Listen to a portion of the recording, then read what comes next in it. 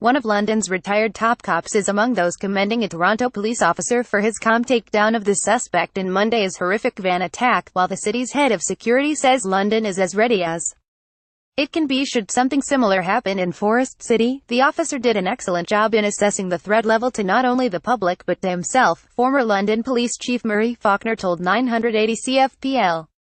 Video footage of those tense moments showed the police officer staring down the suspect at gunpoint in the middle of a street, while the man pointed what appeared to be a gun and shouted, "Kill me." The video showed the suspect repeatedly pulling an object from his side and aiming at police. "I think," the officer quickly made the determination that he was not pointing a gun at him, said Faulkner. Redmore, Toronto van attack police officer commended for refusal to shoot suspect. Even though he says he had a gun in his pocket, the officer could see both hands, which is a key marker in the thought process of a trained police officer.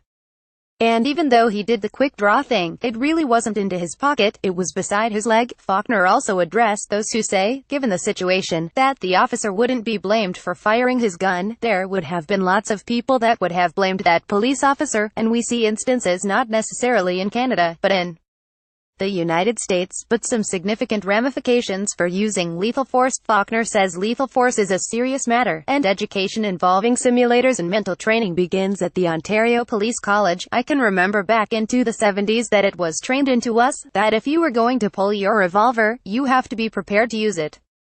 This isn't just an instrument used as a threat."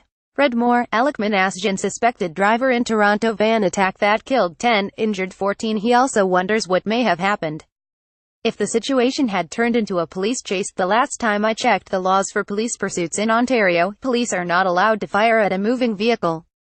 And I think maybe we need to take a look at legislation, and in cases like this, if the person is getting away, you may need to be able to have that authority. London is as ready as it can be," says city's manager of security. Meanwhile, London's head of security and emergency preparedness, Dave O'Brien, says, "We are ready as we can be. If a similar attack took place in London, there's never going to be a perfect response to these circumstances. They're very dynamic and challenging, and it's always going to be to the best of our ability, training specifically to these types of circumstances," he explained.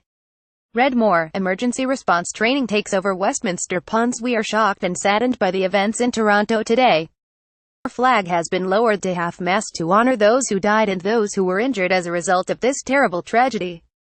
Our hearts go out to all affected." First responders and 15 local agencies worked together on an emergency tornado simulation last October at Westminster Ponds, involving more than 400 people and about 90 acting as people who'd been injured. In honor of the people hurt and killed by Monday's horrific van attack, the flag outside London City Hall is at half-mast, and councillors observed a moment of silence before starting their council meeting on Tuesday afternoon. Copyright 2018 Global News, a division of Chorus Entertainment Inc.